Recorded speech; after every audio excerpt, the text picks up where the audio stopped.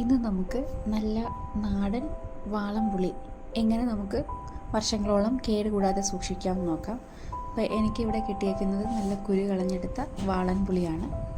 ഇത് സൂക്ഷിക്കുന്നത് രണ്ട് സാധനങ്ങൾ മാത്രം മതി നമുക്ക് ഇത് കേടുകൂടാതെ സൂക്ഷിക്കാനായിട്ട്. ഒന്ന്, നമുക്ക് ആവശ്യത്തിനുള്ള ഉപ്പ് ധാരാളമായിട്ട് ഇട്ട് നമുക്കത് തിരുമിയെടുക്കണം. അതിൻ്റെ ഒപ്പം തന്നെ നമുക്ക് അല്പം വെളിച്ചെണ്ണയും കൂടെ ഇതിൻ്റെ കൂട്ടത്തിലേക്ക് ചേർക്കാവുന്നതാണ്. അങ്ങനെ ഉപ്പും വെളിച്ചെണ്ണയും കൂടെ ഇട്ട് നമുക്ക് നന്നായിട്ട് ഇതൊന്ന് മിക്സ് ചെയ്ത് എടുക്കാം.